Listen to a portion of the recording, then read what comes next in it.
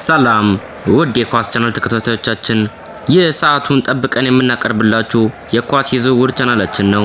ወደ ተመረጡ የዝውውር ዜናዎች እናልፋለን። ኳስን ከልብ ከወደድክ ቻናሉን ሰብስክራይብ፣ ላይክ እና ደወሉን መጫን እንዳትረሳ። ወደ ዝውውር ዜናዎቹ አልፋለሁ። የኳታሩ ባለሀብት የግሌዘርስ ቤተሰብ ሼክ ጃሲም ማንቸስተር ዩናይትድን ገዙ። ብራሂም ዲያዝ ወደ ሪያል ማድሪድ ተመልሶ እስከ ሰኔ 2027 ድረስ የሚያቆየውን ውል ፈረመ። ማንቸስተር ሲቲ በዚህ ክረምት ጆአው ካንሴሎን ለመሸጥ ተዘጋጅቷል። ዋና ዋና የዝውውር ዜናዎች እነዚህ ናቸው። ቻናሉን ላይክ አድርገህ ጀምር፣ እስከ መጨረሻውም ተከታተለኝ። ወደ ዝርዝር የዝውውር ዜናዎች እናልፋለን። ኦርኩን ኩኩቹ ወደ ቤኔፊካ አመራ። ለኦርኩን ኩኩቹ ስምምነት ሁለት ወሳኝ ዝርዝሮችን አቅርበዋል። ፌኖርድ የወደፊት ሽያጭ 5% ይኖረዋል። ቤኔፊካ እንደ ኤንዞ ፈርናንዴዝ ሁሉ በውሉ ውስጥ 120 ሚሊዮን ቀይ ውልም ይኖረዋል። ዣቪ ሳይመንስ የፒኤስጂ መልሶ የግዢ ውል ስላለ የወደፊት ክለቡን በቅርቡ ይወስናል። ነገር ግን የተጫዋቹ ውሳኔ ነው ሲል የፒኤስጂ ቃል አቀባይ ተናግሯል። ዣቪ ሳይመንስ በኢንተርቪው በቅርቡ ከቤተሰቡ ጋር ወስናለሁ። እውነቱን ለመናገር በጭንቅላቴ ውስጥ ለመልቀቅ አላሰብኩም። ለማንም ግዴታ የለብኝም። ምርጫውን ለማድረግ ያለብኝ እኔ ነኝ ብሏል። ወደ ቀጣዩ ዝውውር ዜና እናልፋለን። አልኢታድ ጆዋ ሞቲኒዮን ለማስፈረም አስቧል። ከሳውዲ እንደተገኙት ምንጮች ከሆነ ክለቡ እሱን ለማስፈረም ሲጥር ቆይቷል። ምክንያቱም ኑኖ ጆዋን እርሱን በደንብ ስለሚያውቀው ነው።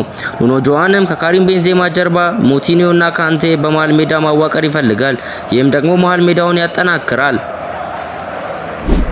አርሰናል አዲስ የውል እቅድ ቀጥሏል። ምክንያቱም የማርቲን ኦዲጋርድ ቀጣዩ በዝርዝሩ ላይ ድርድሮች በቅርቡ ይካሄዳሉ። ማርቲኔሊ፣ ሳካ፣ ራያና አሁን ዊል ሳሊባ እስከ ሰኔ 27 ድረስ የፕሮጀክቱ ቁልፍ አካል ናቸው። አርሰናል የዋንጫ ጥማቱን ለመክታት ይመስላል። ቪዲዮ መጀመሪያ ላይ ነገርኳችሁ። ወደ ዋና ዜናዎች አልፋለሁ። አብራችሁን ቆዩ። የካታሩ ባለሀብት የግሌዘር ቤተሰብ ሼክ ጃሲም በይፋ ማንቸስተር ዩናይትድን ገዙ። ሼክ ጃሲም ለማንቸስተር ዩናይትድ የወጣው 7.8 ቢሊዮን ፓውንድ ዋጋ ተቀባይነት አግኝቷል። ክለቡ በቀድሞ የገዙት የጃክሰን ቤተሰብ አሁን ላይ ግን ማንቸስተር ዩናይትድ በይፋ የካታሩ ቤተሰብ ሆኗል። ብራሂም ወደ ሪያል ማድሪድ ተመለሰ።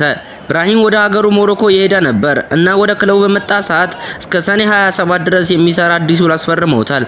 ምንጩን ያገኘነው ከሪያል ማድሪድ ነው። ብራሂምን በሚቀጥለው ጨዋታ የቡድኑ አካል ሆኖ እንደሚቀጥል ተገልጿል። ማንቸስተር ሲቲ በዚህ ክረምት ጆ ካንሴሎን ለመሸጥ ተዘጋጅቷል። ጆ ካንሴሎም ለባየር ሙኒክ እንደሚመለስ ተናግሯል። ተጫዋቹን ለመውሰድ 70 ሚሊዮን ዩሮ እንደሚጠይቅ ክለቡ ተናግሯል። አርሰናል ካንሴሎን ያደንቃል። አርሰናል በትዊተር ገጻቸው እንደተናገሩት ከሆነ ከሚገዛቸው ተጫዋቾች ዝርዝር ውስጥ አንዱ ጆ ካንሴሎ ነው ሲሉ ተናግረዋል። ባርሴሎናም ከጥር ወር ጀምሮ እውነተኛ ፍላጎት አለው፣ ነገር ግን ከኤፍኤፍፒ ላይ የተመሰረተ ነው።